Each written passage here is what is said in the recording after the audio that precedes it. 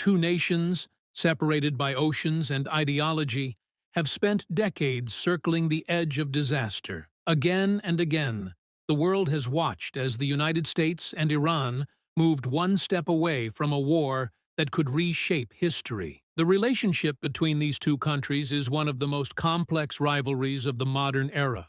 On one side stands the United States, a global superpower with unmatched military reach.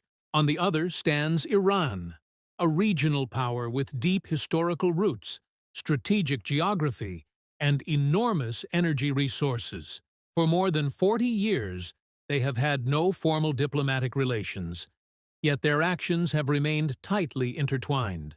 To understand why a single crisis can bring them to the brink of war, you have to go back much further than recent headlines. The story begins long before the Cold War, before revolutions and sanctions, when oil first emerged as the most valuable resource on Earth. In the early 20th century, British explorers discovered vast oil reserves beneath Iran's deserts. These discoveries revealed Iran as a hidden energy giant, holding some of the largest oil reserves in the world. But Iran was not a British colony, and that created a problem for an empire that depended on oil to fuel its navy and industry. The solution was a deal that looked cooperative on paper, but deeply unequal in practice. A joint company was formed to extract Iran's oil, yet the overwhelming majority of profits flowed to Britain. Iran, despite owning the land and the resource, received only a small fraction of the wealth. As decades passed, resentment grew. Oil workers lived in poor conditions, financial records were kept secret, and the sense that Iran was being exploited hardened into national anger.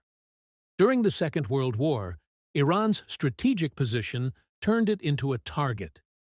Sitting between the Soviet Union and the Middle East, Iran became vital as a supply route. Fearing instability and possible alignment with Nazi Germany, British and Soviet forces invaded the country in 1941. Iran's military was quickly overwhelmed. Its ruler was removed, and his young son was placed on the throne, seen as easier to control. For the rest of the war, Iran was effectively occupied, serving as a critical corridor for Allied supplies. When the war ended, foreign troops left, but the oil issue remained unresolved. By the early 1950s, demands for fairness had reached a breaking point. Iran's elected prime minister moved to nationalize the oil industry, asserting control over the country's most valuable asset. For many Iranians, this was an act of independence. For Britain, it was a threat to its economic power. An oil embargo followed, strangling Iran's economy. Soon after, covert action replaced diplomacy. British intelligence and the American CIA supported a coup that removed Iran's elected government and restored the Shah as the dominant ruler. The message was clear to many Iranians. When their democratic choices conflicted with Western interests, those choices could be erased. The Shah now ruled with Western backing, and Iran was drawn firmly into the American sphere during the Cold War. For decades, Iran became a key U.S. ally in the region. Its leader embraced Western modernization, maintained close ties with Washington, and positioned Iran as a bulwark against Soviet influence. But inside the country, repression grew. Political opponents were jailed, tortured, or exiled. Religious leaders and leftist groups were silenced. While parts of society modernized, large segments felt alienated, humiliated, and betrayed. By the late 1970s, frustration turned into revolution. Mass protests filled the streets. Violence escalated. When security forces opened fire on demonstrators, public outrage exploded. Millions demanded the Shah's removal. Facing collapsing support and defections within the military, the Shah fled the country. In his place rose a new order, a revolutionary Islamic government, led by a religious figure who promised independence from foreign control. The Islamic Republic that emerged was fundamentally different from what came before. It rejected Western influence, denounced the United States and Israel, and reshaped Iran into a religious state. Former officials were purged, and executions followed. For Washington, the transformation was shocking. A former ally had become a sworn enemy almost overnight. Tensions reached a breaking point when the exiled Shah was allowed into the United States for medical treatment. Iran demanded his return, fearing another foreign-backed coup. When those demands were refused, revolutionary students stormed the American embassy in Tehran, taking dozens of Americans hostage. The crisis dragged on for over a year.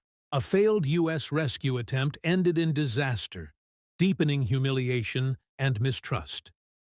Diplomatic ties were severed, where they remain frozen today. As this standoff unfolded, a new catastrophe emerged. Iraq, under Saddam Hussein, invaded Iran, hoping to exploit its post-revolution chaos. Instead of a quick victory, the conflict turned into an 8-year war of attrition. Hundreds of thousands died. Chemical weapons were used. Cities were bombed. During the war, the United States backed Iraq, seeing Iran as the greater threat. The wounds from this period would never fully heal. The war ended, but hostility did not. Attacks linked to Iranian-backed groups targeted American interests across the Middle East. Naval clashes erupted in the Persian Gulf. In one of the most tragic incidents, a U.S. warship mistakenly shot down an Iranian civilian airliner, killing everyone on board. Each side carried its own version of events, its own list of grievances, and its own sense of injustice. Sanctions tightened through the 1990s, isolating Iran economically. After the September 11th attacks, Iran was grouped by the United States into a category of global enemies. Then came the invasion of Iraq in 2003. For Iran, the lesson was unmistakable. Regimes without nuclear deterrence could be overthrown. Nuclear ambitions accelerated, and fears of a new war grew. Years of pressure and negotiation eventually produced a nuclear agreement in 2015. Sanctions were eased in exchange for strict limits and inspections. For a moment, it seemed as though tensions might slowly unwind. That moment did not last. A new U.S. administration withdrew from the deal and reinstated harsh sanctions. Threats and counter-threats returned, and the region grew unstable once more. By 2019, incidents in the Persian Gulf signaled rising danger. Ships were damaged, drones were shot down, and seizures at sea escalated mistrust. Then, at the very end of the year, a rocket attack in Iraq killed an American contractor. The United States responded with airstrikes. Militias answered with an assault on the U.S. Embassy in Baghdad. The situation was spiraling. In January 2020, everything changed. A U.S. drone strike killed a top Iranian general in Baghdad, a man seen as one of the most powerful figures in Iran. It was a dramatic escalation, unprecedented in modern times. Iran vowed revenge. Days later, ballistic missiles struck American bases in Iraq. The world waited, expecting war. But no Americans were killed, and both sides stepped back from the edge. Tragedy still followed.